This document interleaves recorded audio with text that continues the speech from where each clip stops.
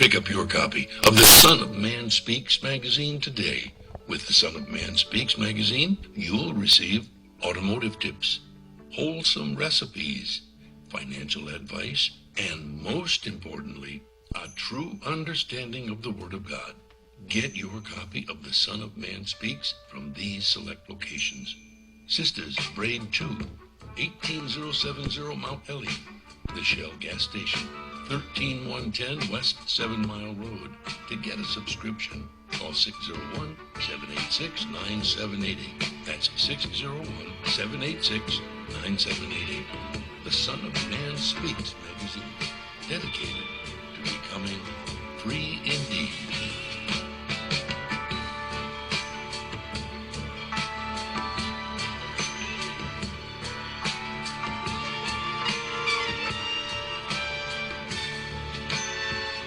Attention, brothers and sisters, viewers and listeners, now available.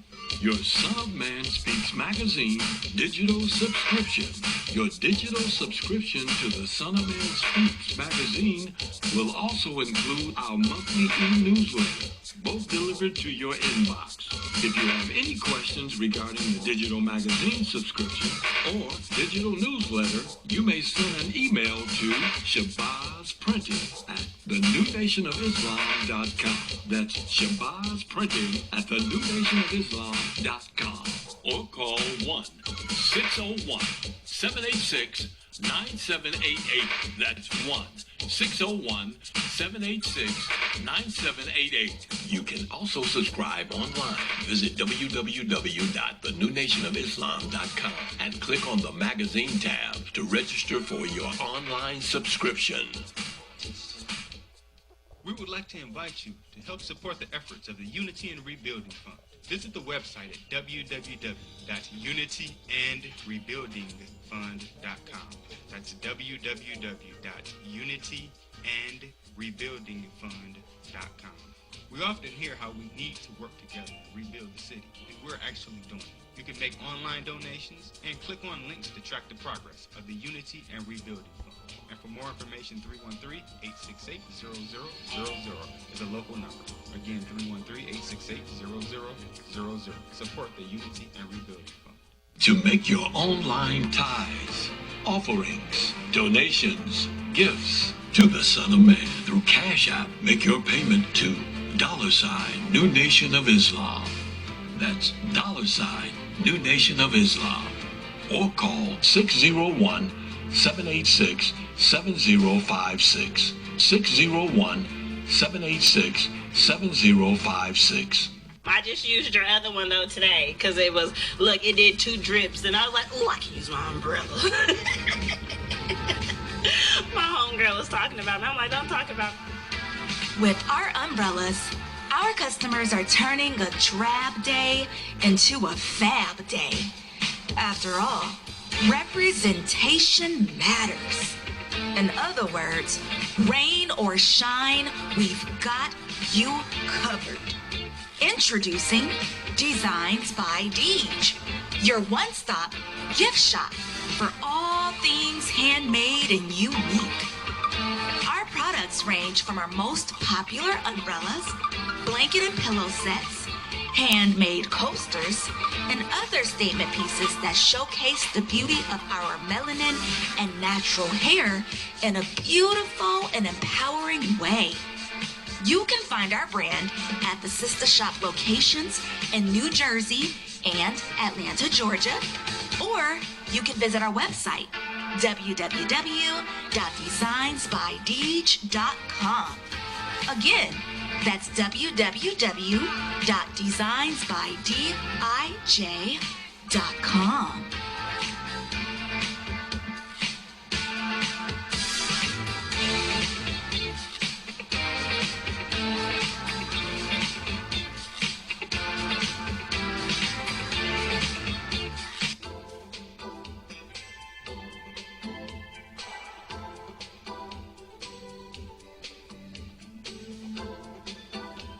Are your clothes coming apart at the seams? Universal Seamstress and Tailoring has got you covered. At At Universal Seamstress and Tailoring, we specialize in a wide variety of alterations and transformations to make and keep your clothes looking and fitting their best. From hem jobs to downsizing suits and dresses for a perfect fit to replacing zippers and buttons, Universal Seamstress and Tailoring is your one-stop shop for clothing maintenance. Also, do you have a logo for your clothes you'd like to wear? Universal Seamstress and Tailoring can put it there. That's right. At Universal Seamstress and Tailoring, we not only do alterations, but embroidery as well. Shirts, pants, coats, hats, even bags. If you can wear it, we can embroider it.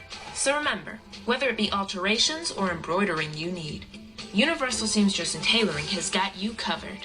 Universal Seamstress and Tailoring is located at 1404 Main Street, Fayette, Mississippi. Come and see us or give us a call at 601-786-0540.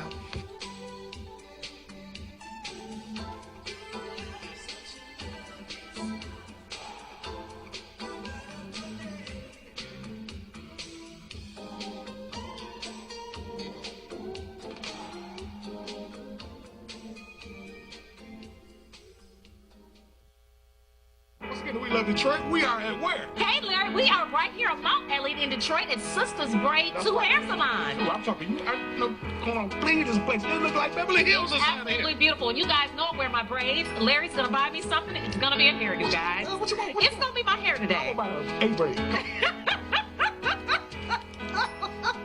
Not A-braid.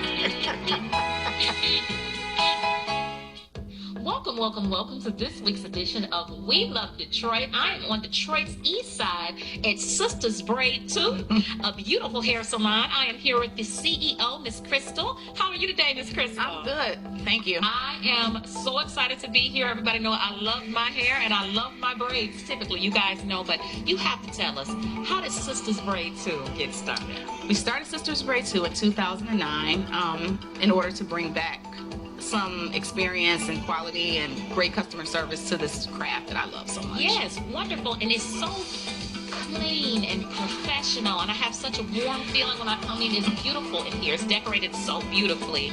What made you come and choose this spot right in the heart of Detroit on Detroit's east side? What made you come over? Well, we have this building and we just wanted to do something with it.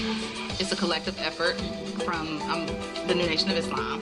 And we came in and they allowed me to decorate it and set up like I wanted to, and that's how we got started with that. Now listen, not only do you guys do braids, because that's what's in the title, but you don't only do braids, you do all hair care here, right? Yes. Let's talk about some of the other services you offer. Yep, so we offer all phases of braids, but we also offer natural styles like 2-strand twist, scalp twist, men's braids, children's braids, crescent curls. The only thing we don't do is chemicals. Oh, yeah. Perfect. And you know what? That's really important for all year round. And it's so huge now. It's been about protective styles for our hair, not just for the winter months, but all year round. It is important to protect our hair the best we can. And you do all styles for that. So I love that. But let's talk about an important product that you have, a really well-known product. Let's talk about that. Okay, right. That's our Sister Shea oil. Sister Shea oil. Yes, it's loaded with 10 to 12 great natural oils, aloe vera, shea butter, grapeseed oil, rosemary. So all those things that soothe the scalp while you're in braids, or even if you're not in braids, those things are going to hydrate those coils. I love it. And keep your hair healthy. And it's done really well, right? You've been on some really well-known shows, right? Yeah, we've been on Live in the D. We've been on Channel 7. We're featured in Small Business Saturdays. Fantastic. We have the Spirit of Detroit Award. She's on the Spirit of Detroit Award. Yeah, And now she's on Detroit Award. We Love Detroit. Absolutely. Now she's come around. Yes. Absolutely. We just love it. Right here, Sisters Shea is the product. Sisters Braid 2 is the shop. When are you open, Crystal? We're open Tuesday through Saturday. We start as early as 8 a.m. We take our last appointment around 6 p.m. So appointments, because you want to make sure that you're being considerate of others' time. Yes. And because that's something that's very important to us. In order to give that comfortable quality service, we feel like the only way to go is by appointment. That's right. As soon as you get in, you're getting in the chair, you're getting serviced. My favorite. I will definitely be coming down. That's my braids. You guys must too. It's beautiful in here. Over a decade of experience, wonderful customer service. It's Thank so you. beautiful in here. I have to say again, right here on Detroit's east side on Mount Elliott. Sisters Grade too. Yes. You have to come down. They got to come down to see us, right, Chris? Yes, absolutely. Because we love Detroit. Yes. Can't say We it love with me. Detroit. Yes. We love Detroit. One more time. We love Detroit. Hey, another show, JJ. Larry, wasn't that so nice? It was so fascinating. You know, it's amazing what people can do when they put their mind to it. Absolutely, especially in this beauty industry. You guys have to make sure you come on down to Sisters Grade too. It's a jewel Yeah. in your own neighborhood. Larry didn't buy me a style today, but at least I got an appointment for next And I time. gave you a smile. All the time. See you next week. Murray, out of the pocket. 7 seconds. 6 seconds. Murray hits the downfield. Oh, man, the power's out again. You have reached Quality Construction and Engineering, your #1 emergency generator source. Power outages can be unpredictable, inconvenient, and disruptive to your life. With a backup generator, your life goes on uninterrupted with power when you need it. Not to mention the peace of mind of having your property suited to weather the storm. Whoever would have thought in Houston, Texas, that we would have an ice storm? It did happen, and that Sunday night when it came in, I got up and looked at the front door. Everything was pitch black. It was horrible. Something out of a novel or a science book that you had never seen before. Once the lights went out, my generator popped on. It ran 55 hours. The only one had lights. Get your backup generator installed with Quality Construction. We install both residential and commercial generators, so you're always covered. Schedule your consultation with us by calling 1-855-876-9370. That's 1-855-876-9370. Or visit us online at www.powerqec.com. That's www.powerqec.com. Financing is available with low monthly payments and 0% interest for 18 months. That was the best investment that we could have ever made. That's my backup, the generator. Generators with Quality Construction, built tough enough to weather the storm. SOS Graphic Design provides agency-quality professional graphic design services from established companies to startups and individuals, creating a simple logo to complete rebranding and delivering visual communication with print media. Everything SOS Graphic Design does has a single unifying objective: to set your business apart. We are at your service. Call 313-342-2166. That's 313-342-2166, or online at www.sosgraphicdesigns.com. Capital Area Planning Services offers a variety of services catered to your land development needs.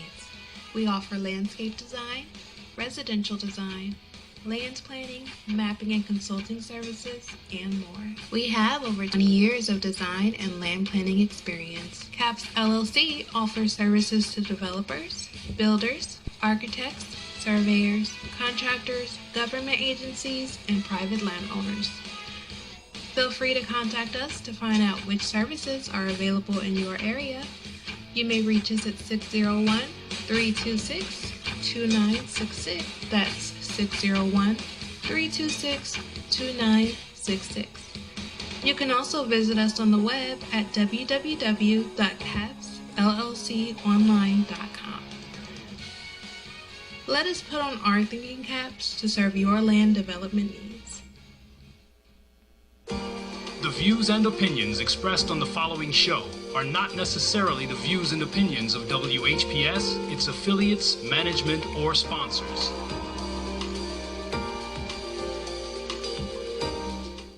Brothers and sisters, are you tired of reading the Holy Scripture and not really understanding what you read? And if you're reasonably sure, have you ever tested that what you feel you know with someone that has a different view than your own? Then let's talk with one another. Then let's reason with one another on a Scriptural Discussion with the Son of Man every Wednesday at 9 p.m., Friday at 9 p.m., and Sunday at 12 noon. On WHPR TV Detroit Live, 88.1 FM WHPR, and Comcast Cable. Why don't you call and discuss the Holy Bible, and if you have one, the Holy Quran, and come to an agreement about the Holy Scriptures and their true meaning? You can call in live on the air at area code 313-868-4336, 313-868-0342, or 313-868-0351. That's 313-868-4336, 313-868-0342, or 313-868-0351. And now, let's go live with a scriptural discussion with the Son of Man.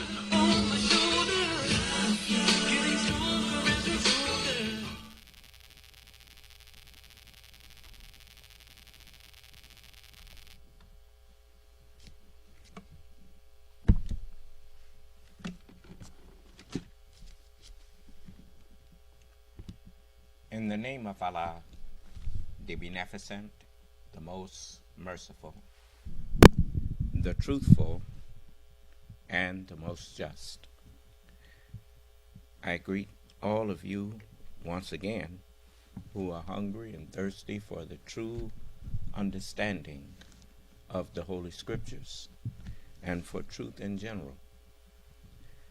I greet you all with the greeting words of peace. May Allah's salam alaikum. We want to,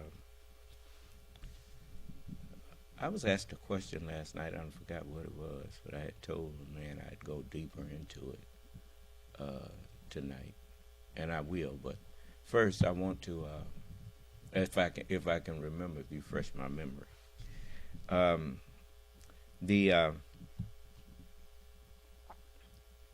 The people who have disagreements or questions for us, we always welcome you to come in and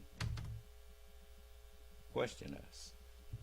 For instance, you have some people who doubt the truth of what we are speaking about, where white people came from and where brown and yellow people came from. If you disagree with our history of that we have recited to you, come in and tell us where they came from. We made them. It's strange how white people, they don't seem to have a problem with us telling them that we made them.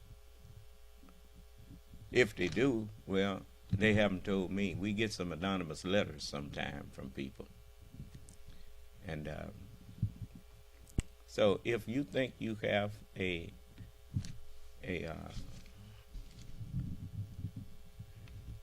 proof that what we teach about them is false, as the messenger said, if one word that we are teaching is a lie about what we are giving you, then the whole thing is a lie. God ain't never chose no such thing as a liar to represent him. You don't go back in my history and find me contradicting myself. You will find me adding to what I said, going into more depth of what I said. But no, it's strange to hear people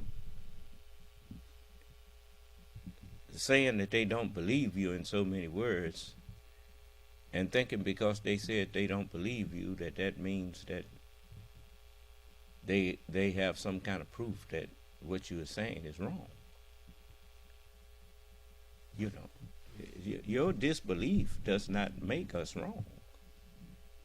Your disbelief was accounted for in the Word of God.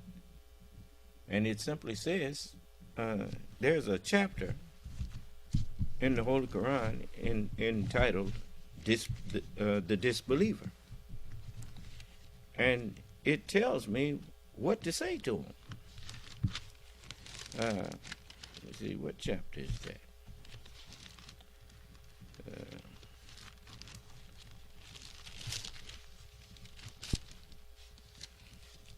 What is it? 103 seemed to come to mind. Maybe. No. Elephant. But it's strange how, it's chapter 109. And it's you think your disbelief somehow is evidence that what we are teaching is not correct. The Holy Quran says, in the name of Allah, the Beneficent, the Merciful. It tells me to say this. Say, O disbelievers, I serve not what you serve, nor do you serve him whom I serve, nor shall I serve that which you serve, nor do you serve him whom I serve. For you is your recompense or reward, and for me is my reward. Just that simple. And as I've told you, my reward is with me. His name shall be called Emmanuel, meaning God with us. Well, that's the truth. The truth that was with Jesus, Moses, David, Solomon, they all brought it in parts. But it's all the Word of God. And it's all with me. Do you understand? So his name is rightly called Faithful Man of God, Emmanuel. Yes. So, I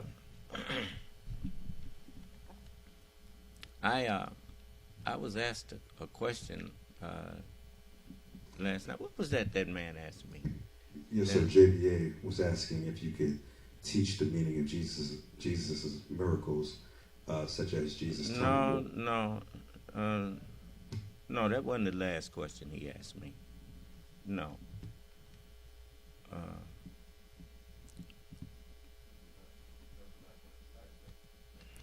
No, that wasn't the last one that I was asked. So, because I answered that one already. But anyway, if I didn't really leave a lot to be a lot more to be said on that question. I knew that, so I was pretty concise with the answer. But it was some other things that I would have went into, but I didn't. So anyway, it's not that big a deal. Let's see here. Muhammad, he will be told to break. Put him on a cross.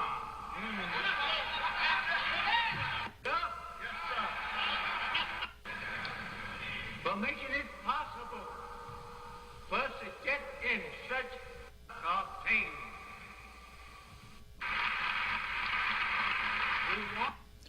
I was,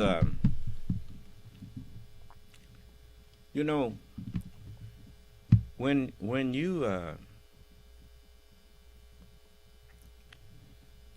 you are a judge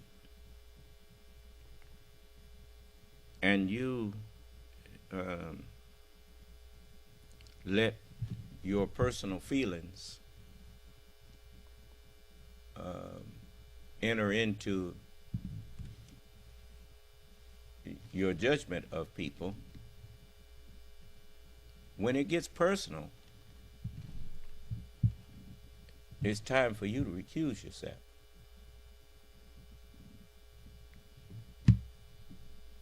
You know, when you sit up in judgment of people, you're supposed to represent the law that you are upholding, not your personal vendetta. Do you understand? And you know, that's what many of you don't understand with me. You know, I got a letter from a person, and they thought I was harming us by saying that we are responsible for what white people have been doing for the past 6,000 years.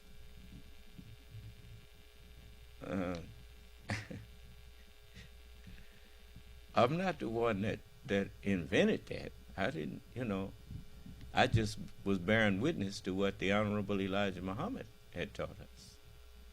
And I'm a firm believer in that if you set something in motion, then you should take responsibility for what you set in motion. And we can't, on the one hand, boast that we made white people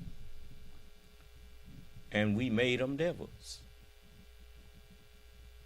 and then wash our hands of what they did. What? How you do that? Do you understand? If you made them, and you know, he could very well, as the messenger, I'll let you hear the messenger talk about it. See, I had to go down this road in order to stay on the path of my fathers, of the messengers of God. The minute I start contradicting any of them, then I've left their path. Do you understand? I can't contradict them. I have to bear them witness. I have to verify that they told the truth. That's what was prophesied of me. Allah told them to bear me witness, and told them that a messenger will come to you verifying that which is with you. You shall believe in him, and you shall aid him. So, excuse me. So that's what I do. I want you to listen to the messenger here. For he kind of surprised everybody when he was saying thank you to white people. I mean, I remember once he said in the Theology of Time, he said, as much hell as we done come from them, and evil that they have done to us, you should not be wanting to do nothing. You ought to be saying, loan me one of them cannons you got over there. so you should not want to give them any credit for anything they do of good. They done did so much evil to you. But you know, we are not a people who ignore justice. And justice dictates if you're going to be the judge, then you have to remove emotionalism from your judgment. Do you understand? Because the minute you start using emotionalism in your judgment, well, now your judgment is clouded. Because, you know, where in the law does it say what you're doing there? No. And so, you know, in order to be just, you must weigh the good and the evil, but you must weigh them, and whatever good that the person has done. That's why I asked you to produce and tell me, what did Donald Trump do when he was president that was good for the United States? what did he do? When he left office, this country was in terrible shape. But that's when he left. But during the time he was president, what did he do to make a more perfect union? For that's the whole purpose of the Constitution. It is to promote, a perfect union. We, the people of the United States, in order to form a more perfect union. That's what the Constitution was ordained for. So what did he do that made the people of the United States more unified and more willing to preserve their union? What did he do?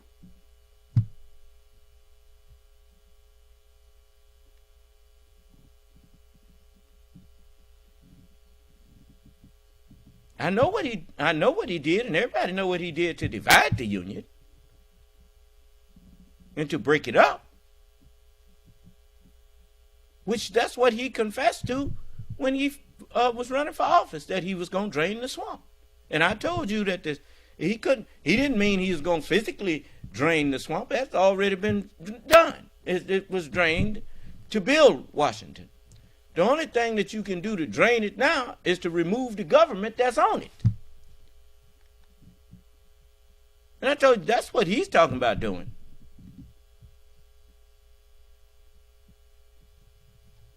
You thought that what I was saying was not factual. But now I hear you all in the media from the left and the right acknowledging that man trying to destroy. He's a clear and present danger to your country. If you had listened to me when I first told you, of course you didn't believe that I'm the Son of Man. And that's why you didn't listen to me.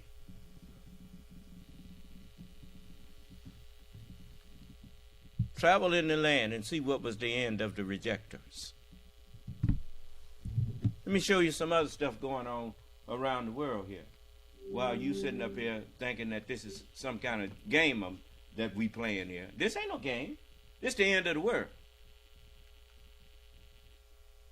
Mother Nature at her worst. In Libya, as many as 10,000 people are feared dead from floods.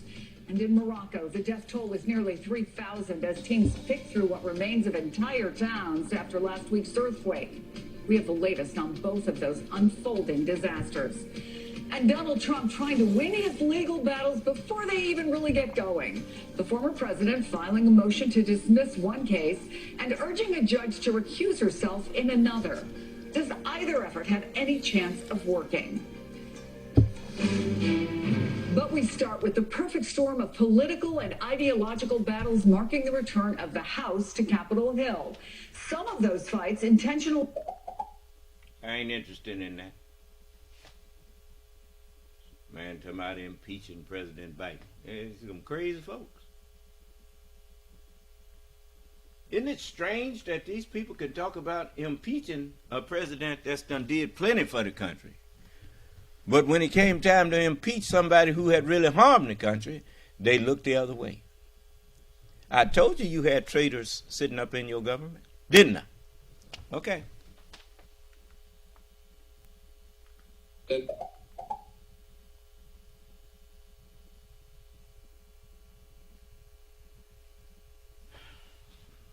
I'm skipping past the talking heads. I'm not, there's people there. Floods.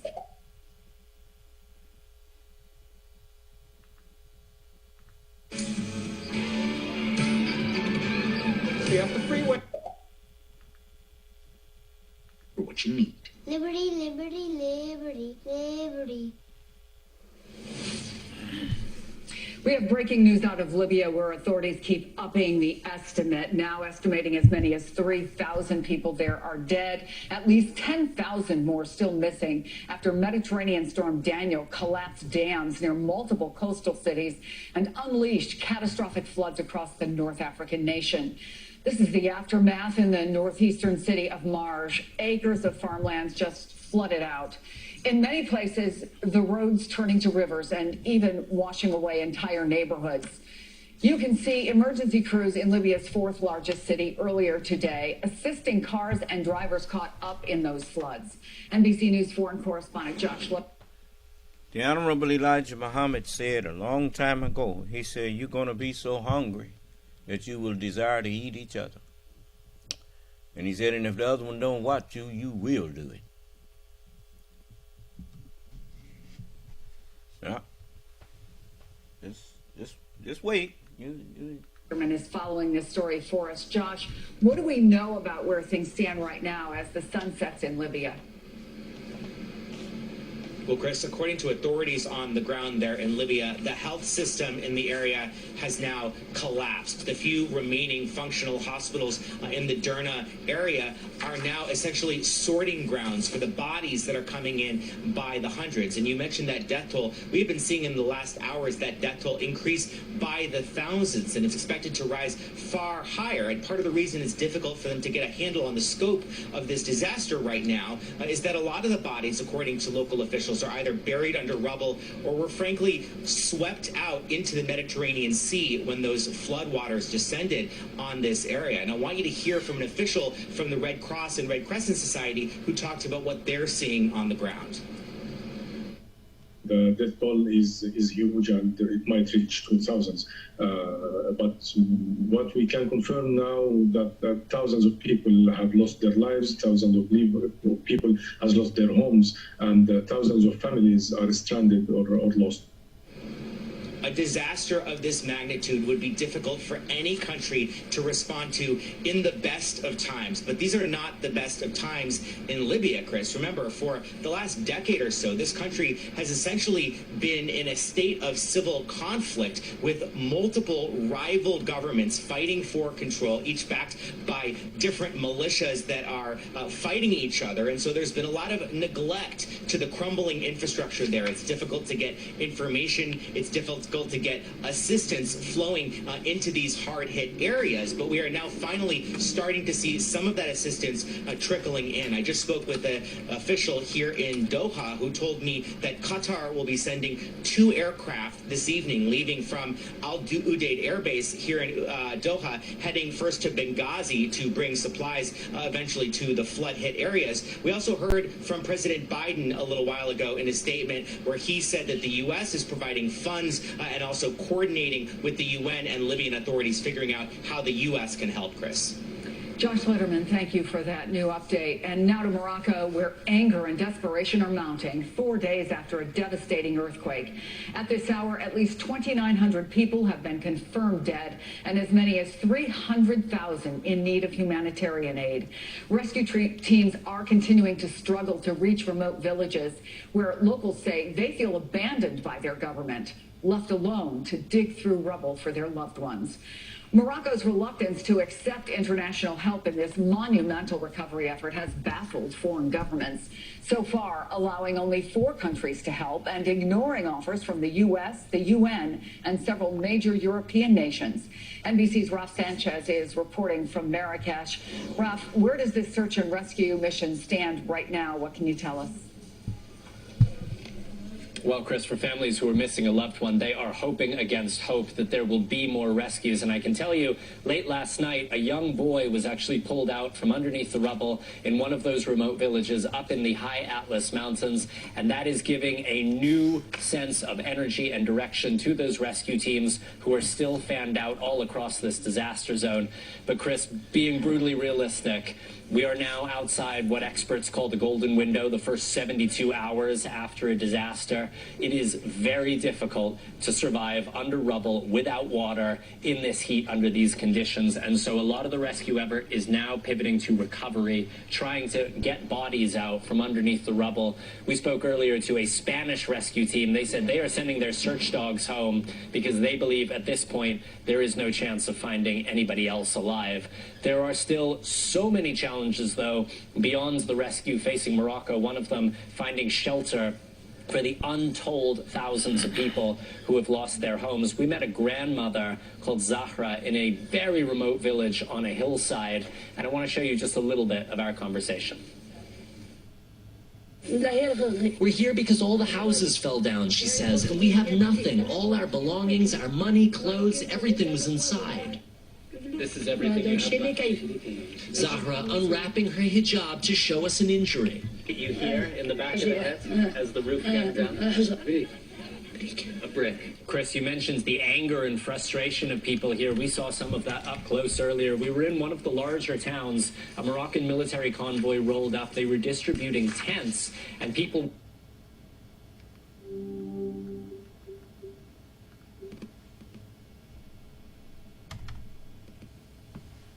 Woe to America. It takes me sick. And the chastising is going on.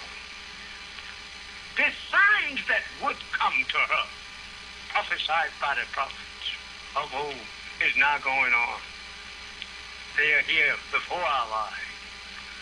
So great judgment did he tell me out of his mouth.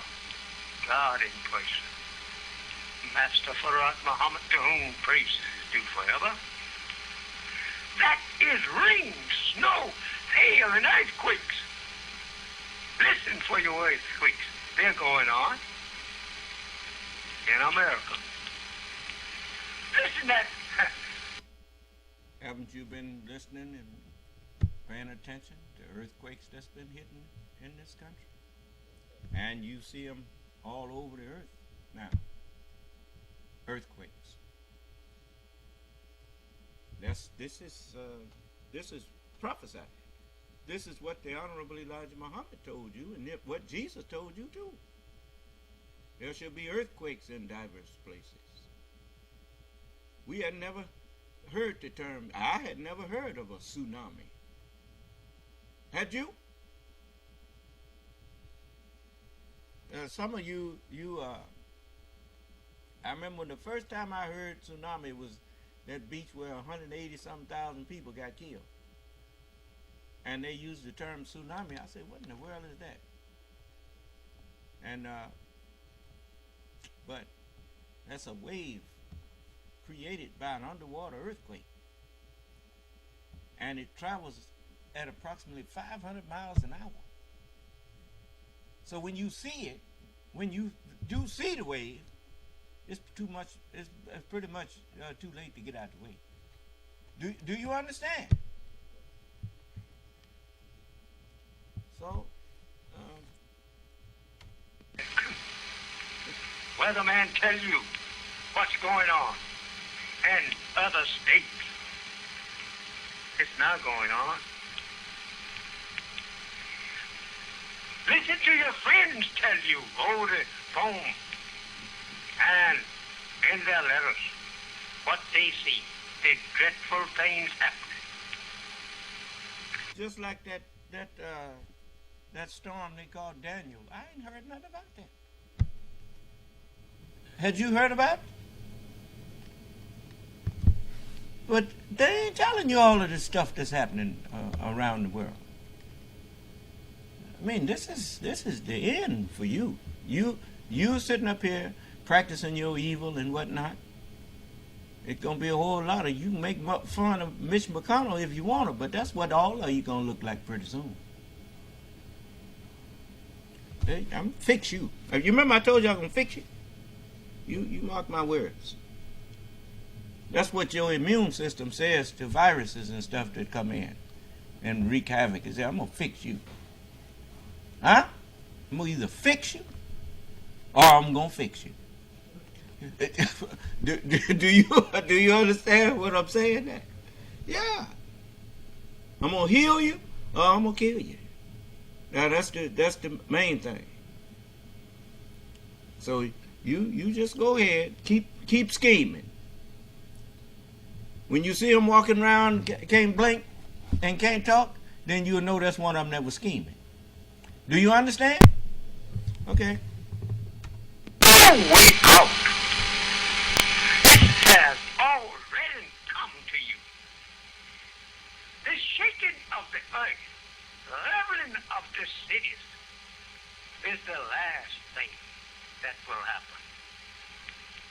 And before these things come to pass on a merit and large scale, Allah shakes a little small place. Give her a little small shake, just to wind her.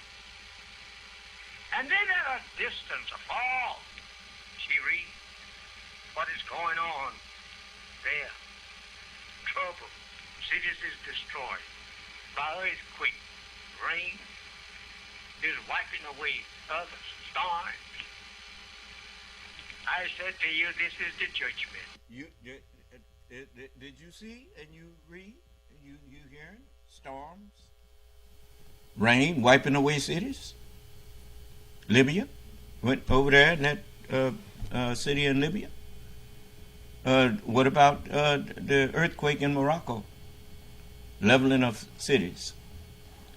Huh? Is that judgment?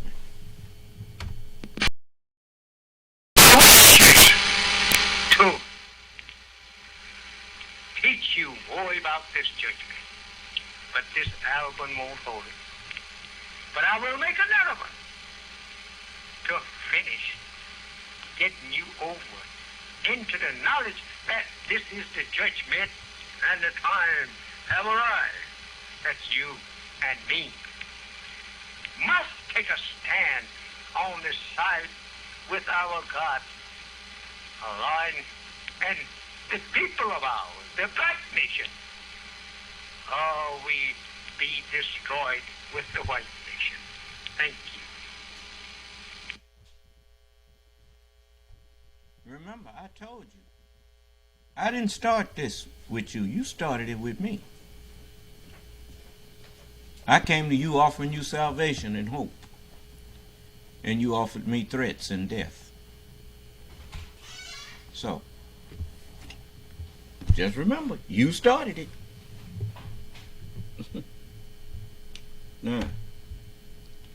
Now let's get back over here to something else that the Honorable Elijah Muhammad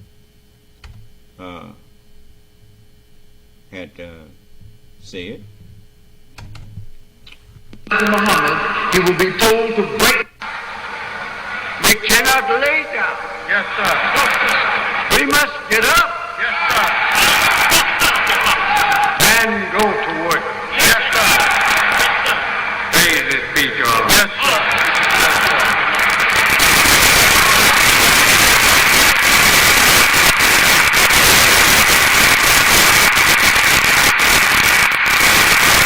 We want to thank the Chicago white people for making it possible for us to obtain the country club, for making it possible for us to get in such position where we can prove ourselves worthy of that position.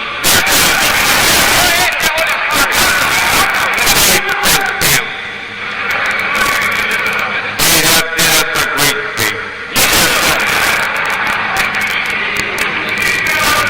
I don't think that we have nothing to do but to honor and thank them for putting us in such position. This is their heart. And we're here teaching the truth. Yes, sir. We're not objecting to you teaching the truth. As we have white Muslims in America. And lots of them. We have them all over the world. Yes, sir. And they recognize and respect you. That's right. Go ahead, dear. You must recognize and respect them. Yes, sir. Yes, sir. Go ahead, teach me, dear.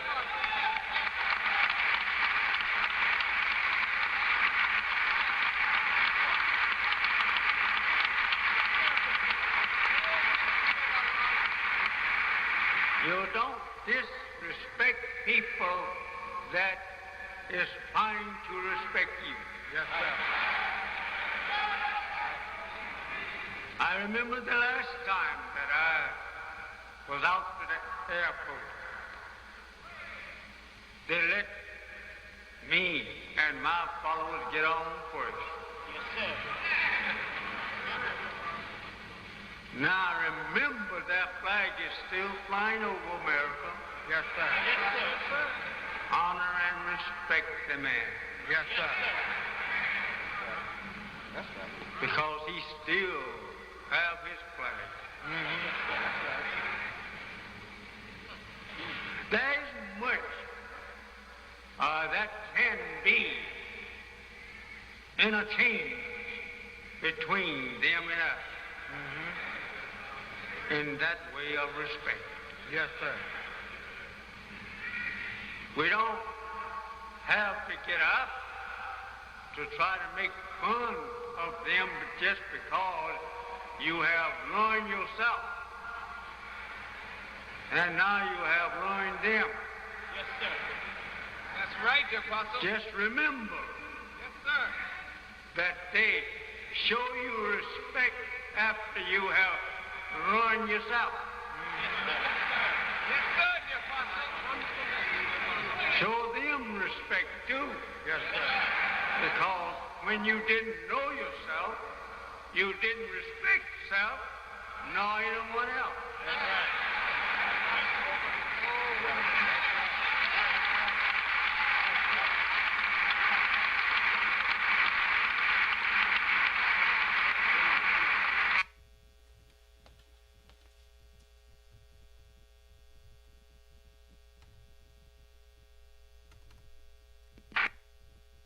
We used to disgrace ourselves and them too.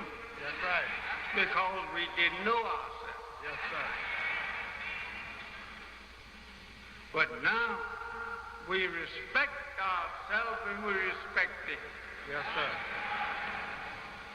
Praise be to Allah. Yes, sir. You'll go out there disrespecting the honor of this land. They are owners as long as they're in power. Yes, sir. I think you will be showing disrespect for the high honor that has been conferred on you. Yes, sir. And me by God. Yes, sir. Thank you, dear Holy Apostle. Yes, sir. Respect everybody. Respect you. Right. Right. You know, in this world they have a saying. The same people you meet on the way up, you go meet them on the way down. You know, when it's just like you, white people, bigotry and hateful, people that go around disrespecting people simply because you have position of advantage. We met you on your way up doing that same thing. Now you on your way down, and I don't know if you done noticed, but I'm just about the only one outside of you that's trying to head off your fall. Everybody else, they trying to help you fall. Because they don't know what I know. And like a fool, you don't want them to hear me. The reason you don't want them to hear me is because I'm your replacement. And you know it. You know, when you meet someone, it's just like people that they get angry with me for telling them I'm the supreme being. And they say that nigga done lost his mind. But you notice none of them come in here to challenge me on what I say. Huh?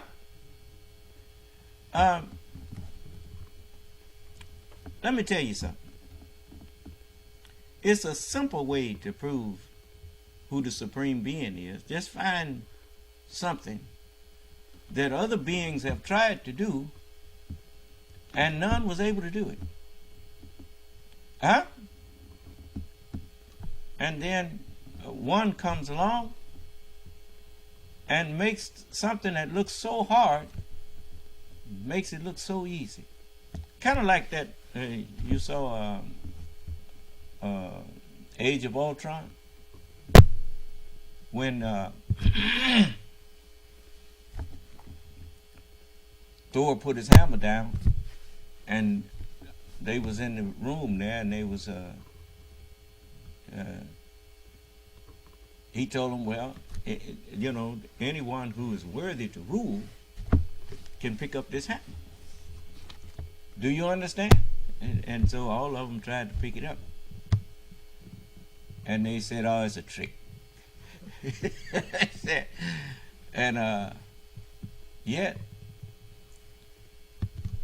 in the end, Ultron picked it up, and so did Thanos. Huh? Because even though they were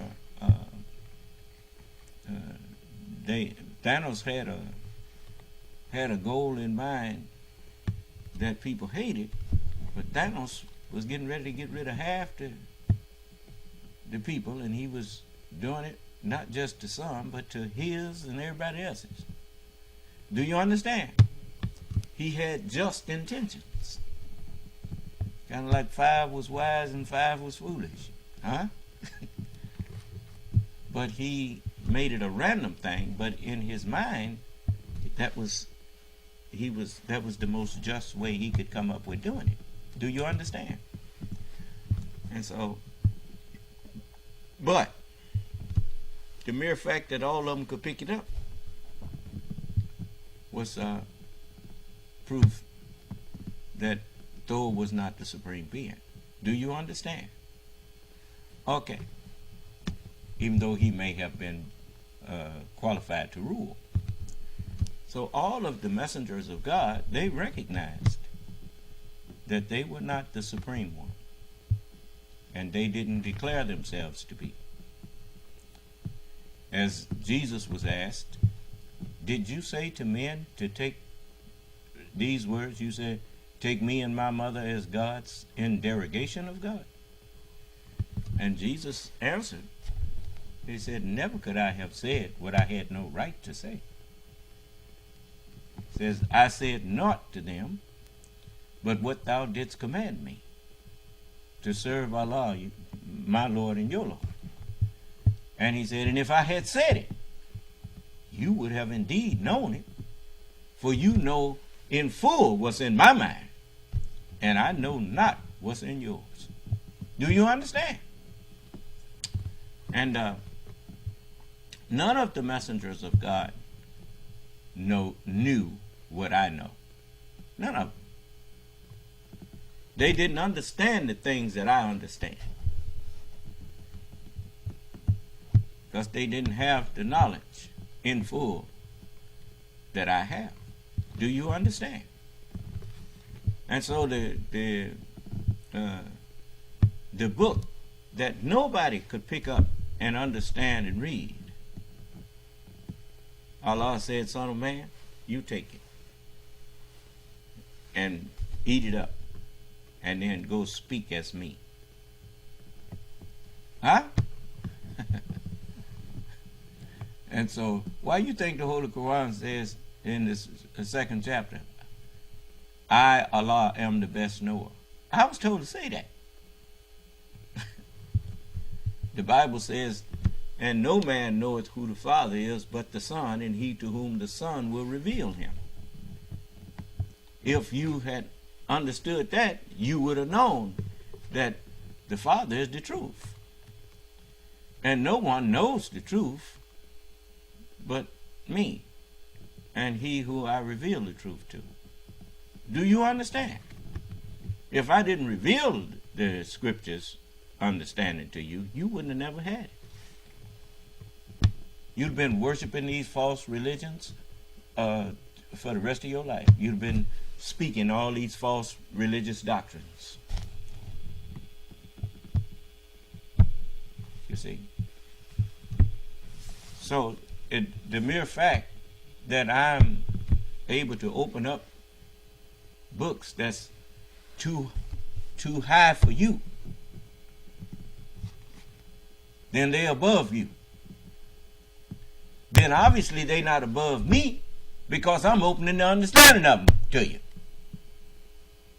They was leading up to me.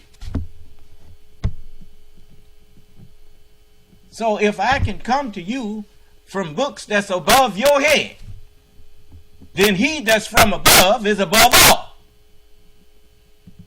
Supreme means above all.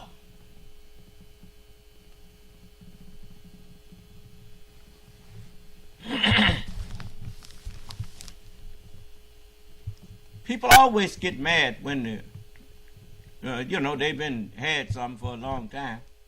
What did that movie when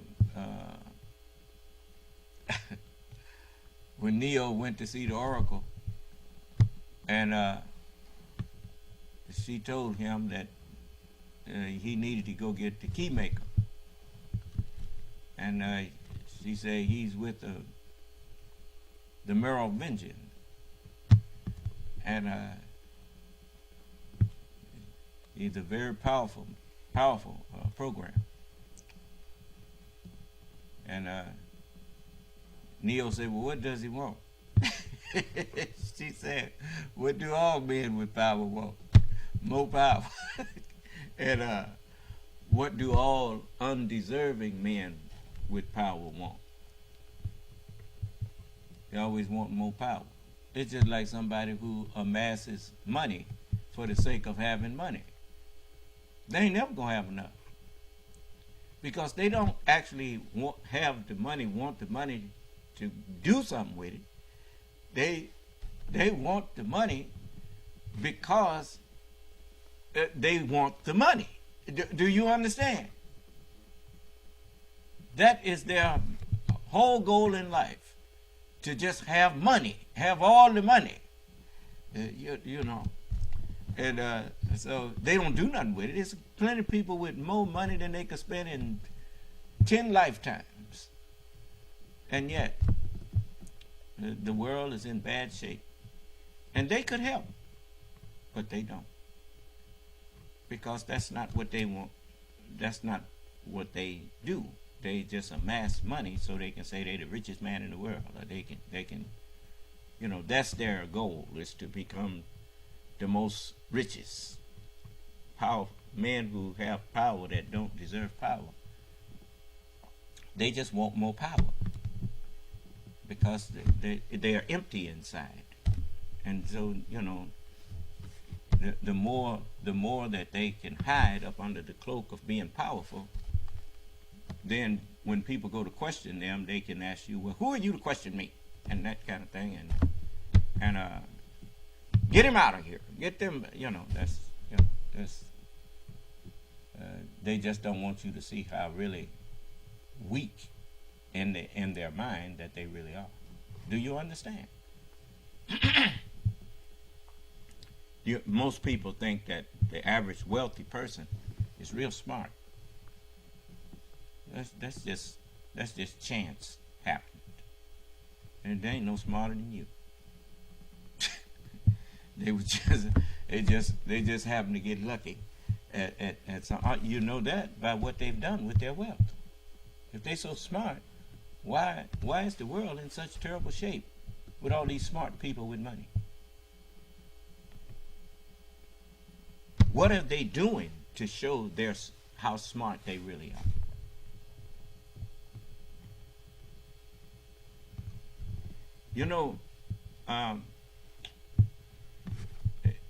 It's like something that has been said by many intelligent people, that power does not change you. Power brings out what was hidden in you. Do you understand? You see? So when I look at the world, I don't see wisdom. I see foolishness. And when I see some trying to exercise wisdom, the President of the United States is trying to exercise some wisdom, and he's being rejected just like me. So I don't, I don't, but he is in their rejection of him. It's just like with Donald Trump. He does not respond to Donald Trump like I would respond to Donald Trump, because his training in politics limits his ability to respond without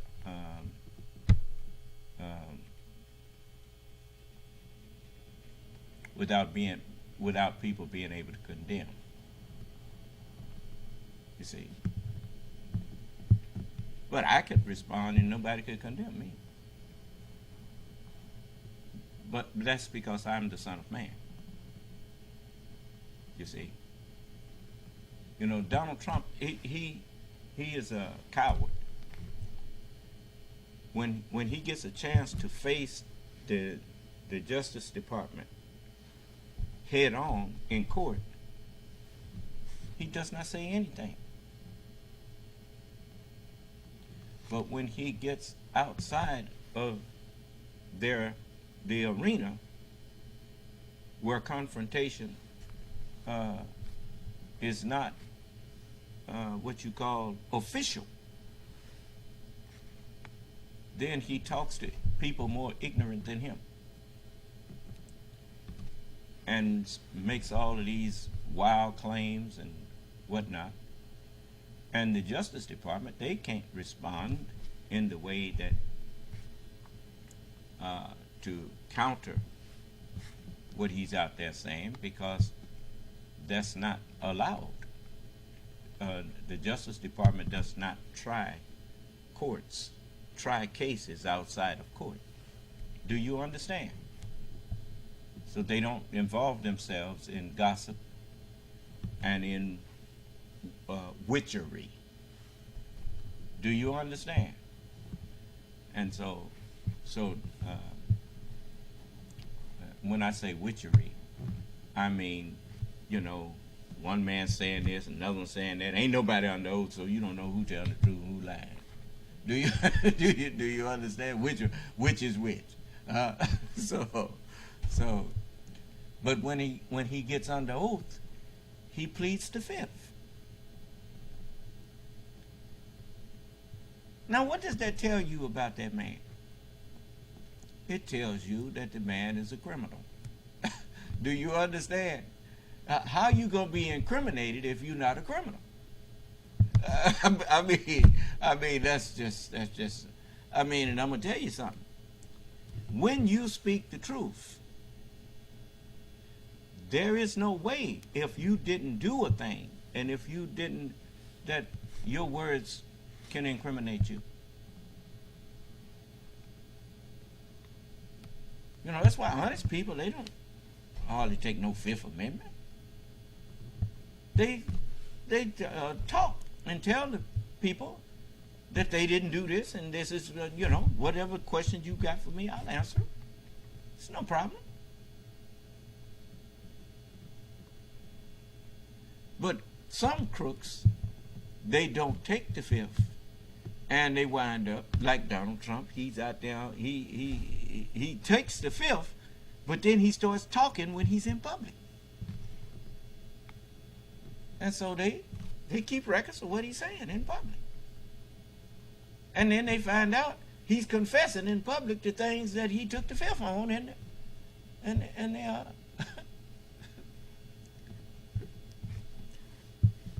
in the official capacity. So, he's you know, he's the walking definition of a fool. The fool always thinks that everybody else is a fool and that he is the wise one. A con man thinks like that. He says it's a sucker born every minute. Not realizing he's the real sucker. Because he never actually grew past babyhood. And he's still sucking off of other people's resources. He's still sucking his food. Do you understand? Yeah. Con men are suckers. Like babies nurse their mothers, con men nurse people who would help them or who would believe them. They nurse and suck them dry. But only it is better to deal with like Blade and them fellas called the vampire suckheads. Do you understand? They suck your blood out of you. Suckers. So, there's many things that, I see that I could use as examples that you could understand. Do you understand? Because we all watch these movies, you see. See, I experience things that you experience in all of their afflictions or experiences. He was afflicted. Huh? Yeah. So that's what's written. But as the Honorable Elijah Muhammad is speaking, you hear him giving credit to white people and admonishing us. He said, now remember, their flag is still flying over America. Honor and respect the man, because he still has his flag. You see, but you're not interested in righteousness. There's a lot of people that you hear them praising Malcolm X. Malcolm X didn't teach no righteousness to you. Malcolm X just got up talking about white people, talking about the old pale thing and all that kind of thing. That's what you like. And, you like the way that he'd stand up and seemingly unafraid say things that were kind of mocking of white people. But you can't tell me nothing Malcolm X taught you about being a righteous and upright human being. What did he teach you about righteousness?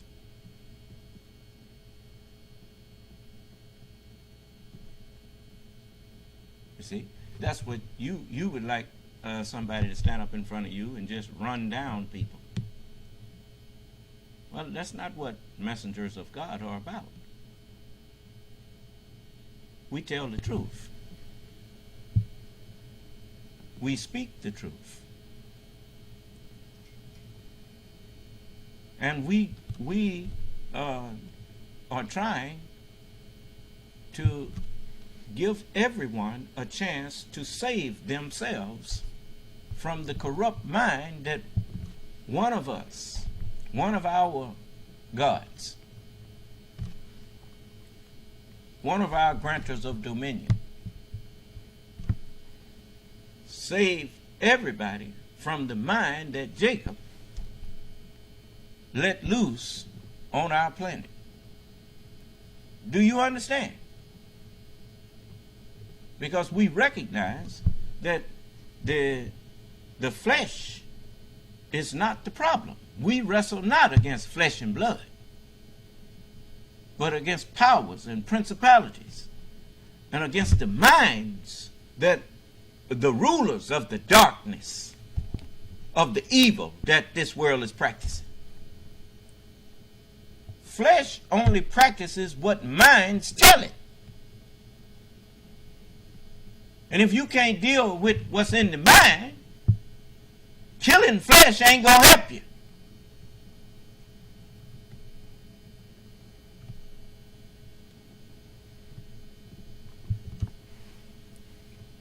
And you two to acknowledge that, even though you know it's true.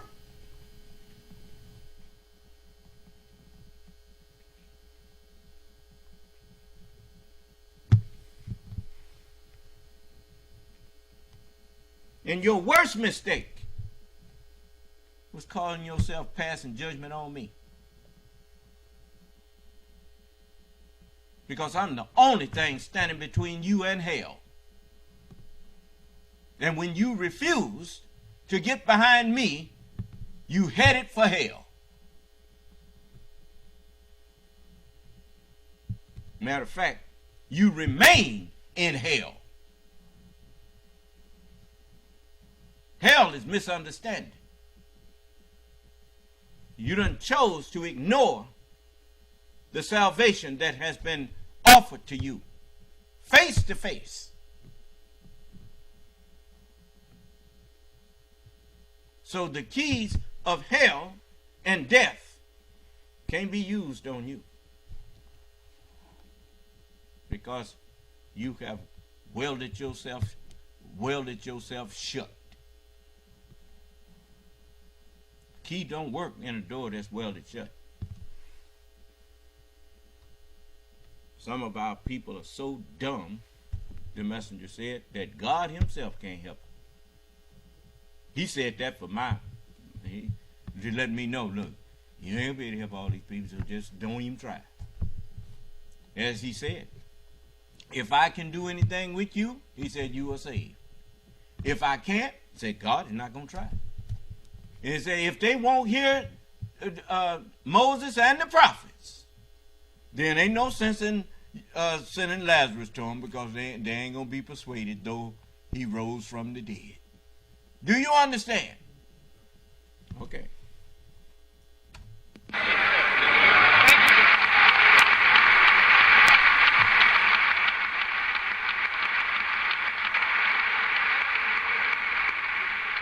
If God give way to them to rule, then you honor their rule. Mm-hmm. That's right. As long as they are in power to rule, yes, then respect them. Yes, sir. This I mean from my heart. Yes, sir. Yes, sir. Everywhere we go, respect people, and people will respect you. Yes, sir. Yes. Yes, that's right.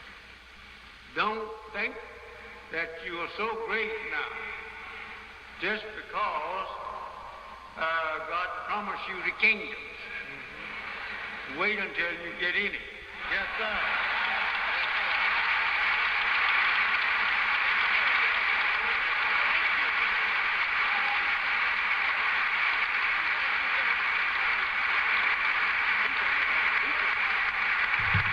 And again, you must remember.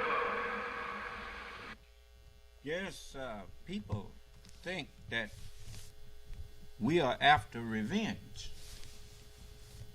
It's a difference in revenge and vengeance. Revenge is evil for evil.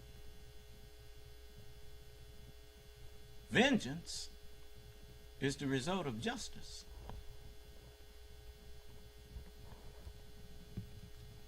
Do you understand? You see, when you are offered peace and you turn peace away and attack the one who offered you peace, revenge ain't got nothing to do with that. Vengeance comes after that. Do you understand? And you brought it on yourself.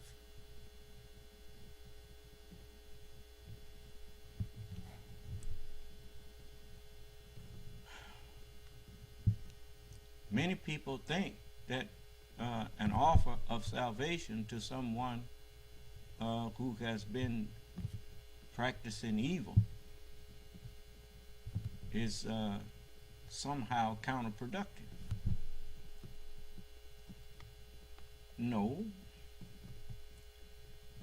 it is justice. If you make me into, it's just like a slave. We were made into slaves. And there was a good example is when they talk about how bad we smell. Well, he's the one that trained the slave that bath day was Saturday. He trained the slave to that. Huh? I remember when I was growing up, I took a bath once a week on Saturday. I didn't know, I didn't like to take baths. To tell you the truth, my daddy and mother used to have to make me go in there and take a bath. Well, I remember that. That came all the way with us from slavery. And then they made fun of us as though we did that to ourselves. Huh? We didn't do that to ourselves. We didn't enslave ourselves. They did it. It was their fault.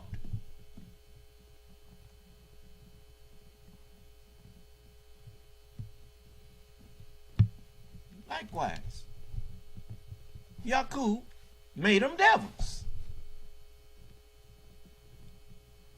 So it was our fault. Do you understand? Justice dictates you don't blame the creature for being what you made him. Or at least offer him the chance to be remade. So that's what the scriptures offer. It says, we shall not all sleep, but we shall all be changed in a moment, in the twinkling of an eye, at the sounding of the last trumpet. You see? So I'm offering everybody a chance. Like the man who sent laborers out in the field, told him he'd give him a penny at the end of the day. And then he found around the 11th hour, when it was almost quitting time, he found some others standing around doing nothing. Said, why you just standing around here? Said, because no man gave us work. He said, well, notice now, no man gave him work. Where's that parable at? I want to make sure I'm not getting this wrong here.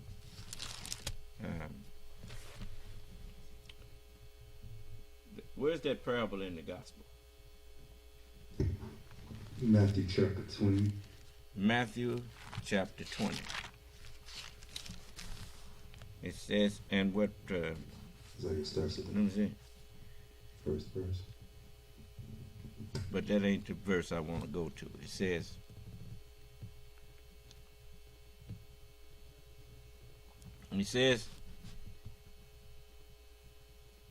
here it is. And about the 6th verse says, and about the 11th hour he went out and found others standing idle, and said unto them, why stand you here all the day idle? See, now you forgot that in the Sabbath day, what did Moses tell his people? He said, 6 days shall you labor and do what? But the Sabbath day shall be a holy day unto who? And in it thou shalt do what? Don't do no work. Stand idle. Huh? Okay. So they said unto him, he saith unto them, he found others standing idle, and said unto them, why do you stand ye here all the day idle? Why you ain't working? And they said unto him, because no man have hired us. Well, the Lord himself ain't hired us. Huh? The Lord got to come give us something to do. Is that right? Okay, so it says, he saith unto them, go ye also into the vineyard, and whatsoever is right, that shall you receive.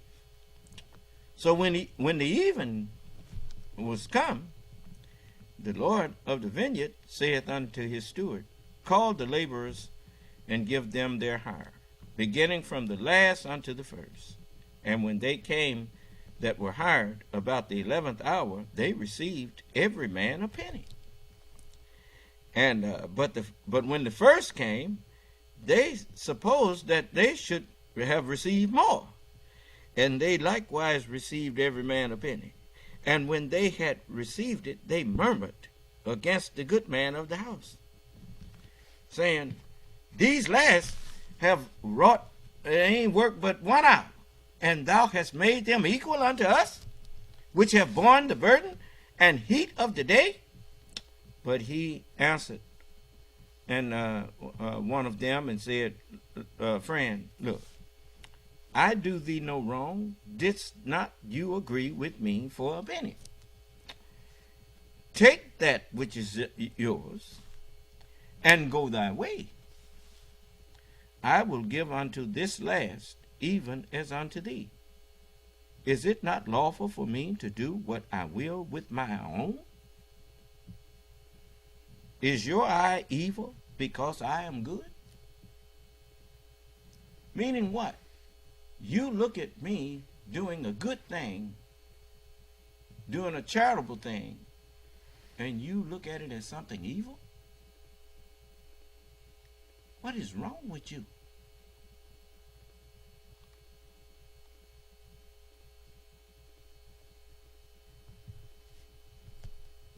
So, I mean, there's a lot of white people ain't accepting my offer. Well, I mean, I'm not begging them. That's on them. That ain't on me. I know what's finna happen to them. I saw it at the beginning of my mission. You saw a little example of it with Mitch McConnell standing up there and couldn't talk. And his eyes wouldn't blink. Which I told you, I saw a whole black, white, all people walking around like zombies. You know, I ain't worried about what's going to happen to you. I know what you're going to get. Think you going to plan and scheme against me? You ain't going to plan and scheme against nobody. Because you ain't going to have no mind to plan with. So, but anyway, let's go on. Ruler being dishonored and dishonoring people, he is dishonoring himself. Yes, sir. That's a good example of Donald Trump. Ron DeSantis.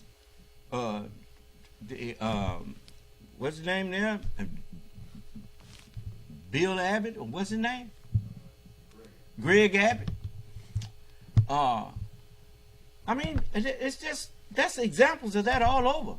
A ruler by being dishonorable and dishonoring people, he's bringing dishonor upon himself. Do you understand? You know, no upright person thinks much of Donald Trump or Ron DeSantis or Greg Abbott, and nobody like them. I mean, they are dishonorable people. There's no such thing as an honorable liar. Then wants to set up a doctrine in school to teach, to purposely misrepresent history to the children. That's I mean, you know, that go along with what Barr said. How you think history? They asked him the question, how you think history gonna remember you for supporting Donald Trump and what he's doing? Yeah, well, our history is written by the winners. No, history is not written by winners. History is written by prophets and truthful people. Do you understand? I'll show you an example. When you was in school, matter of fact, you look at the statistics. When you look at basketball, the Chicago Bulls won quite a few championships, didn't they? When you looked at the history of their games, if they lost some games, that was in their history. They didn't say that, they didn't rewrite history and miswrite history. How many losses they had was in the history. Didn't make no difference who won or who lost. History is written by truthful people. If it is, if the history is not truthful, it's not history. Do you understand? You see? And when you let someone give you a lie about history, then that person is just like if you let someone convince you that you trying to get home, and you let somebody convince you that the way home was not the that you remember is not the right way, and you don't trust your own truthful memory, well, then you ain't gonna never get back home when they get through with you. You see, history is a very important thing, because how do you correct and make yourself a better person, or how do you correct and keep yourself from falling into a ditch if you don't have the truth about how you arrived in one ditch or in the ditch that you in? If you want to save others from falling in that ditch, you had better make a map there. That's what history is. It's a map. Do you understand? You see? So you got people that they don't, they can't see past the tip of their nose. If they knew the purpose of history and respected the purpose of history, they'd have a recall election and get that fool out of office down there. Do you understand? I mean, you want your children to rejoice in what is good and to frown on what is evil. That's what you want from your children. See, you are out of season now. You're out of, matter of fact, wickedness was a season that was brought that shall never return now. How you know wickedness never going to return to the earth? Because it's written that unto us a child is born, unto us a son is given, and the government shall be upon his shoulder, and his name shall be called Wonderful Counselor, the Mighty God, the Everlasting Father, the Prince of Peace. And of the increase of his government and peace there shall be no end. So to purposely lie to your children to make them think that the history of slavery that you did and the inhumane treatment that you inflicted upon black people, you, their fathers, inflicted that upon black people to make them think that there was something good about it. You are doing them a disservice. You are making them want to repeat it and not condemn it. And therefore, you have condemned them to hell. Because that ain't coming back. And everybody who tries to work to bring it back is going to be destroyed. So you're setting your own children up to be destroyed. So I'm telling you, the children, all of you white children out there that hear me, don't listen to your lying father or mother who tells you that black people are subhuman or black people are, you done been around black people, and you done been around your own people, and you know how some of the low down things you done saw your daddies do. And ask your daddy or your mama, hey, why don't you come in there and talk to this black man that you say is subhuman and inferior? Why are you scared of him? I mean, I don't see no weapons factories that black people have. All of the munitions and weapons and all of that is what white people have. How are black people a threat to white people? You see?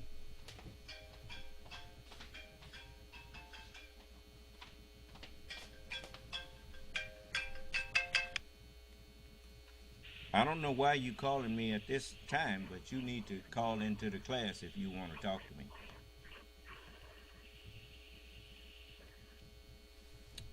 So this is the thing that you tell your parents. Observe, be watchful, mindful, because anytime a person claims that someone is a threat to them, they ought to be able to define how that person is threatening them. We don't have nothing to attack white people with. So how are we a threat to you? You liar.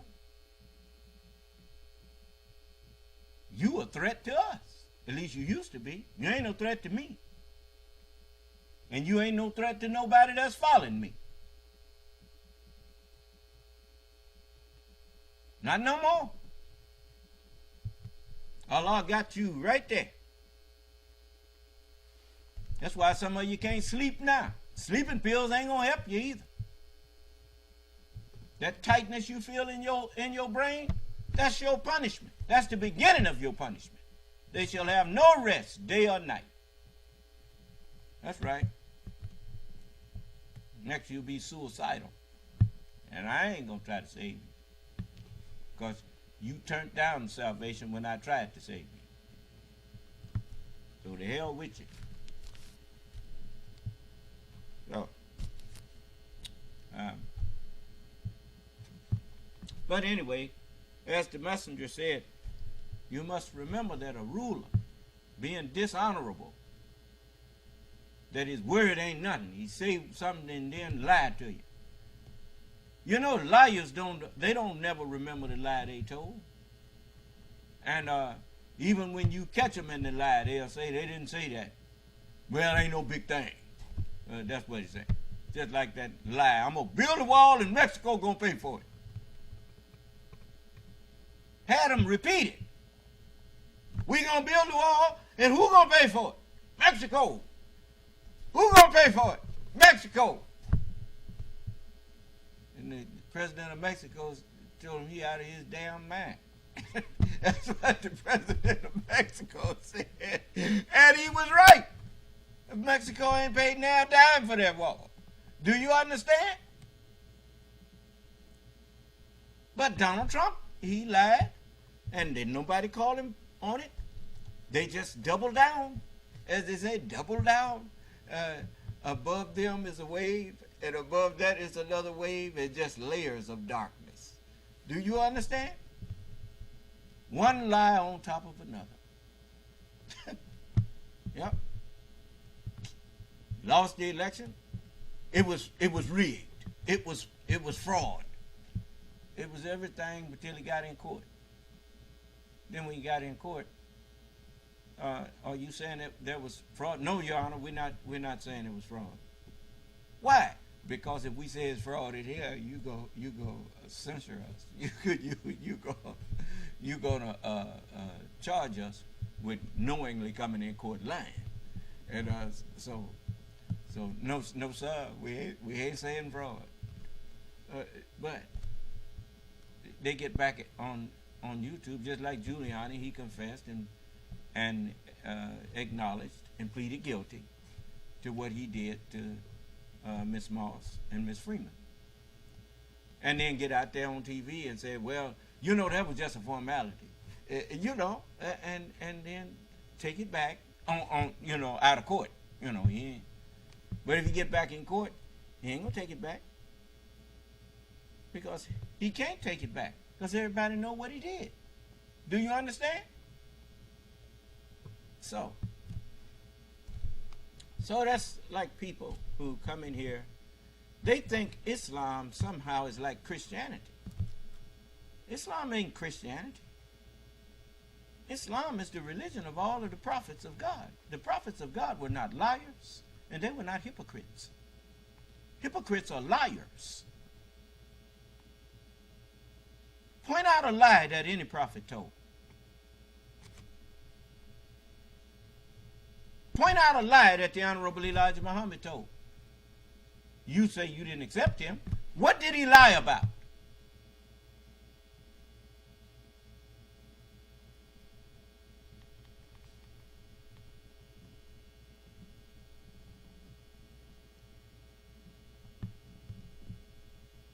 The truth that I'm teaching right now came to the Honorable Elijah Muhammad in the person of Master Farad Muhammad. What did he lie about?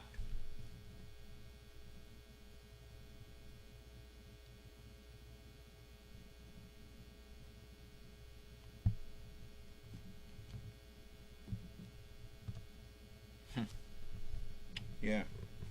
But anyway, you see, you listen to people like Malcolm. You listen to Farrakhan. He come in his own name. He ain't coming to you out of the Word of God. He coming to you out of Farrakhan's words.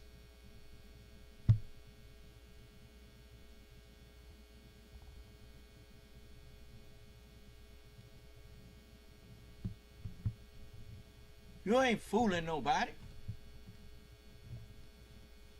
You follows individuals. You follows flesh. That's why you don't accept me. It's because you're not interested in the truth. You're interested in who's talking.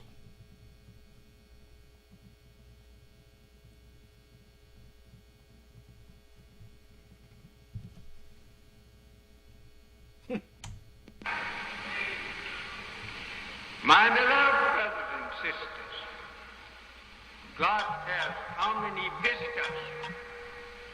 He don't mean for us to waste our time looking to see who can we make mark of. Yes, sir. Yes, sir.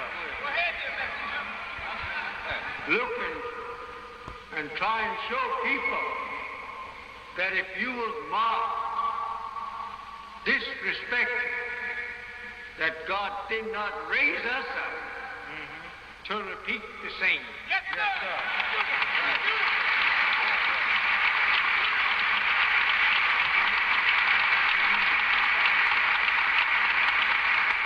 That's right. We don't render evil for evil. If you call a man evil for disrespecting and making mockery of you,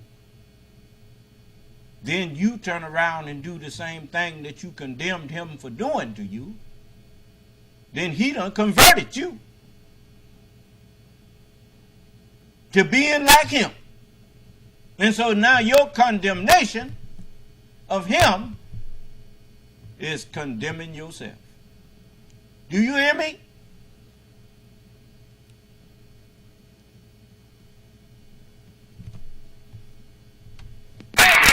We must show the world, yes, sir, that we are a righteous people trying to sit up.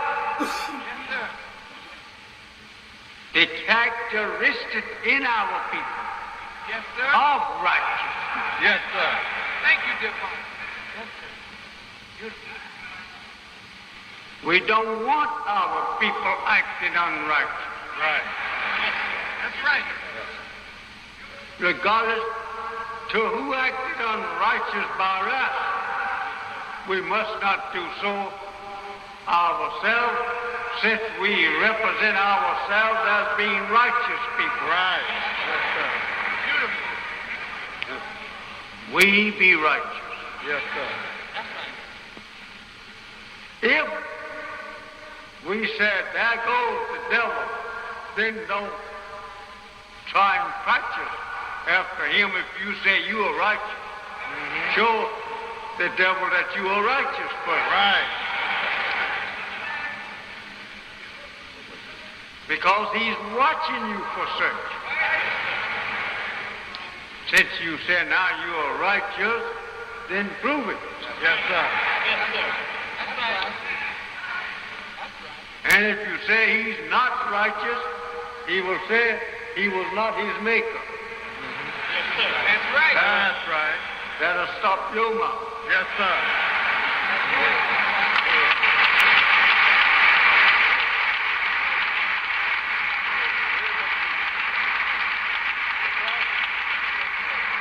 He did not make himself.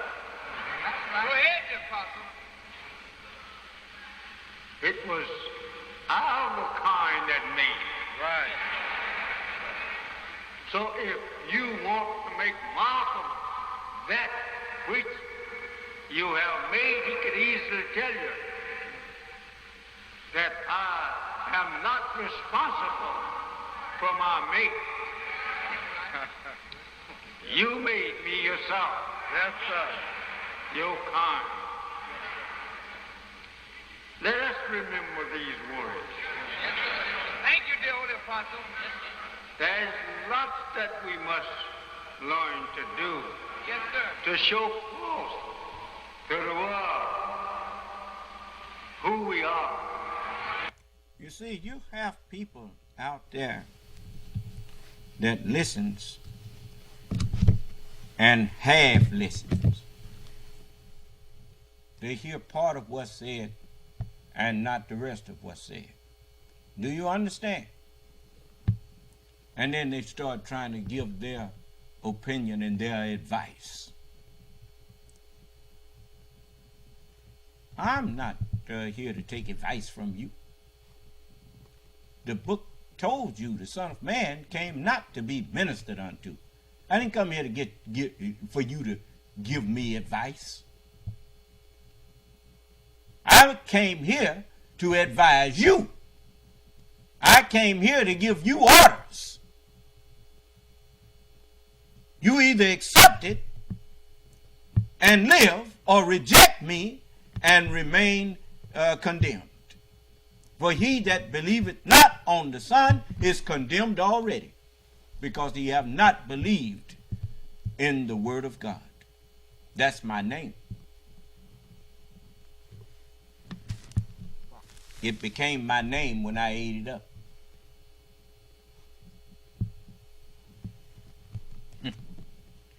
So, you notice, this is just a cup. It received a name other than cup by what you put in it. It's a cup of coffee, a cup of water, a cup of tea. I am the man of God. I am the man of truth. For the truth is the grantor of dominion. The black man's God is truth. That's what the messenger told you. So, you notice, if you speaking the truth to me, I listen and I humble myself. And I bear you witness. But the minute you speak something that is not the truth, I stop you. If I'm not sure that it's the truth or not, I stop you and say, where are you getting that from? How did you come up with that? Then you don't want to stop. You want to keep talking. Which tells me then that you know that what you said has no foundation.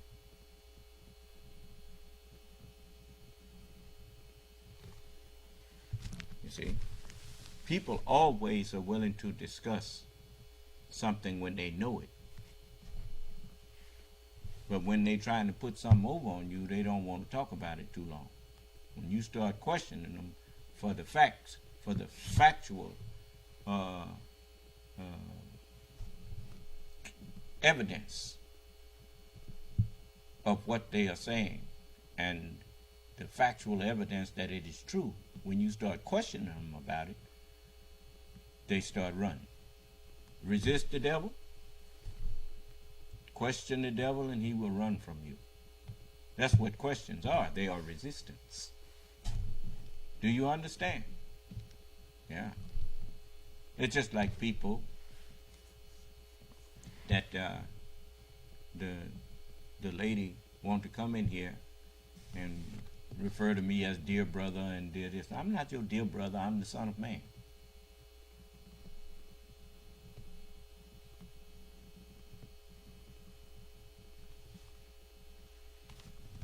Now, if you don't want to address me as that, then don't come in here. Don't try to talk to me, because you're not actually speaking to me. What you are actually doing is typing letters to me, and my technician, you're turning them into your spokesperson, because you are afraid to speak to me yourself, which tells on you when you if you thought that there was any type of equality between you and I, you would come in here and talk to me. You don't even respect yourself as a human being, because it's plain to see that I'm a human being. So you don't have nothing to fear there. So why are you afraid to come and have a conversation with me?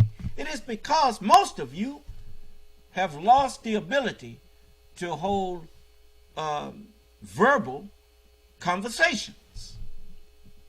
That's what that texting and stuff on your phones and text and dropping emails to people and all of that kind of thing. You done lost your ability to have a vocal conversation. You just print something, and because you're not used to talking back and forth, you're not used to having arguments with people. And so when you print something that's false, there's no argument. So you go along never having to argue. And the minute someone argues with you, you start throwing insults, or you start backing away, because you're a coward, and your actions are cowardly actions. You don't proffer testimony in verbal hearings. They call them a hearing, not a reading. You got to show up in court, and you got to present verbal arguments. Do you understand? But liars, they can't tarry in my sight. When you tarry, you stay a while. A liar shall not tarry in my sight. And if I'm not the Lord, you can prove that by coming in here and tarrying in my sight and lying, and see if you can tarry. That's the way you do that. You'll notice. I've had interviews with scientists and whatnot. Dr. Tyson came in once. We talked for, almost 2 hours? Yeah. I mean, but he wasn't no liar. Do you understand? And, I enjoyed the conversation. And he seemed to enjoy the conversation with me. But, he wasn't in here spinning yarns. I mean, I wasn't gonna do that with him. But it was nice. I gave him a few things to think about. And that's what I always try to do with people. And I show them the courtesy that they deserve. Because I'm trying to get all of you, no matter what your field is, eventually you're gonna have to recognize me for who I am.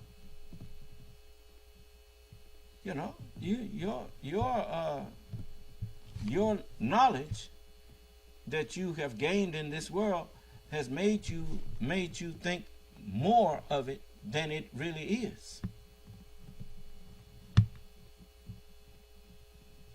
You see, I could ask many questions to you that would show you how inadequate the knowledge that you have accumulated really is.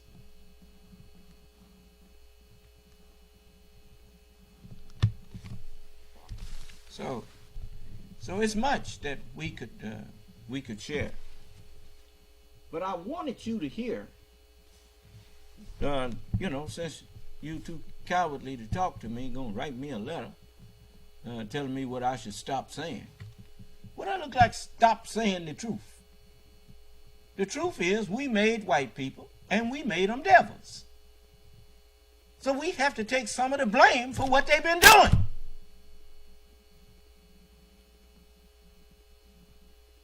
But now, I'm not going to take the blame no more, because I offered him the chance to remake himself. He was told to do his devilishment for 6 days. His work. His maker told him, you have 6 days to do your work. I didn't hear you. But the Sabbath day shall be a holy day unto the Son of Man. For the Son of Man is the Lord of the Sabbath day. And in it thou shalt do no work.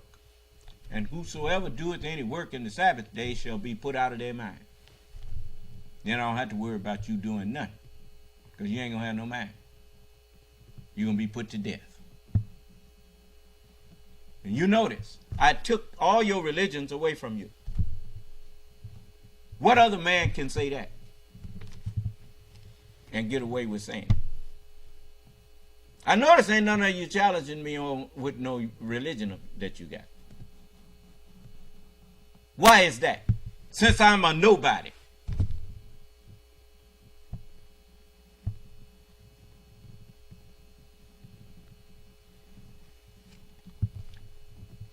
Allah, he it is who hath sent his messenger with the guidance and the religion of truth, that he may make it prevail over the religions, all of them. Whoever came with a religion and prevailed over all religions before me? Who did that? You didn't even have no means of even attempting to prevail over all religions, because you couldn't talk to everybody on the planet at once. But I'm talking to everybody on the planet that have internet access. I'm talking to them. And they can be told that I'm on here saying that their religion is a lie. And they can type something, or they can call Skype, or they can talk to me directly. I know this ain't no evangelicals. All them people who was talking about Islamic terrorists. How come I don't hear that no more? It's because I'm the representative of the religion of Islam. And I'm the only true representative of the religion of Islam. I said I'm the only true representative of the religion of Islam.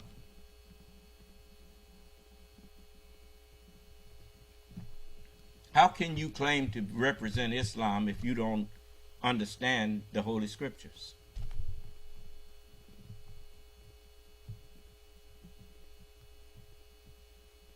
I'm the one with the power to execute judgment.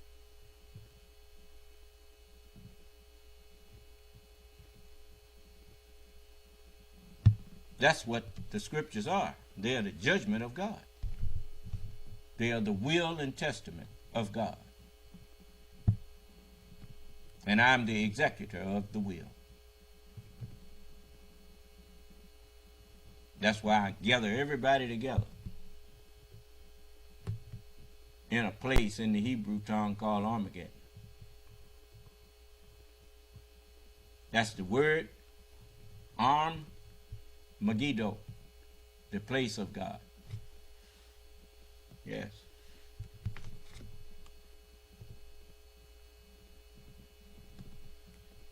I am Alpha and Omega. I am the first and the last, the beginning and the ending.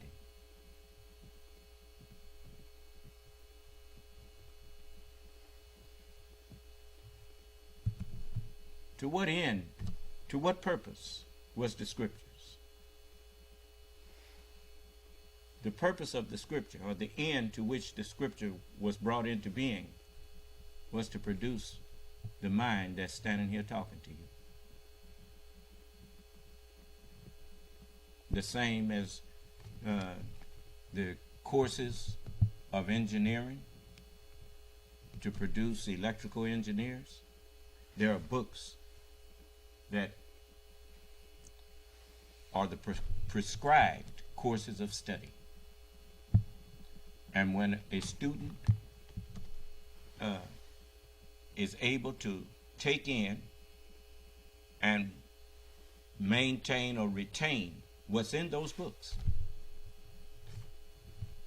that is the end to which those books were written.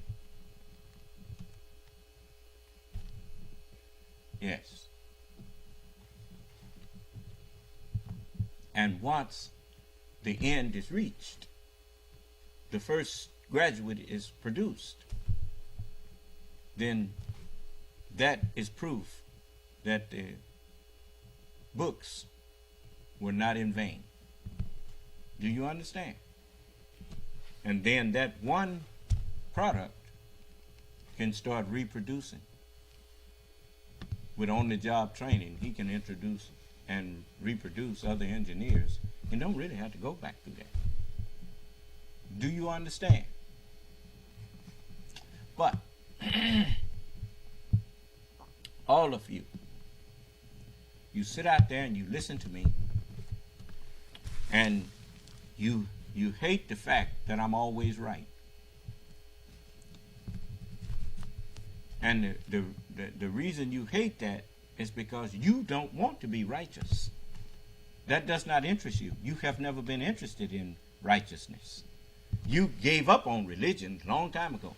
That's what this world was set up for, to make you give up on righteousness.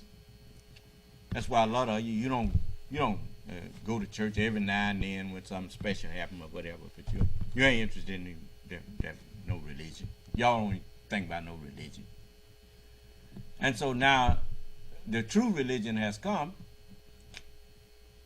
and you don't want it. You don't want religion now. And you say, well, it's too many religions. I don't know which one is right. I don't want no. Yeah, you do. You know which one is right now. When the real one show up, the rest of them run away. That's how you know the real one is done showed up. The rest of them running away. Go and get me somebody with a religion other than mine. Tell them come on in here and talk to the Son of Man. Tell them if they can prove that their religion is the true religion, I will pay them $50,000. And I'll pay you $50,000 for bringing them out of my followers' bank account.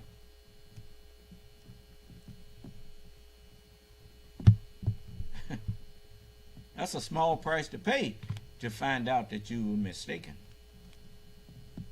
And now you don't have to keep going in the direction that's going to lead you away from God. If I'm mistaken about me being the Son of Man, I'm not going to find that out by listening to people who agree with me. I got to talk to people who disagree with me. The trouble is, people who disagree don't really have a disagreement. They have disbelief, and they think disbelief is disagreement. That's how ignorant they are, or dumb, so to speak. You know. So I think that's I accomplished what I wanted tonight, which was to make you understand. Excuse me. To make you understand that I don't do things that don't make sense. The things that I'm doing is to bring you into the knowledge and understanding of the truth of the Word of God, so that you can save yourself by adhering to the truth. It's like flesh. That's what we are, the flesh. The scriptures are the bones, spiritually. And if we adhere to the bones, we will be able to stand upright. You see. So I'm going to let it go right there. So may Allah bless us and keep us safe and in our right minds. May Allah's salam alaikum. This session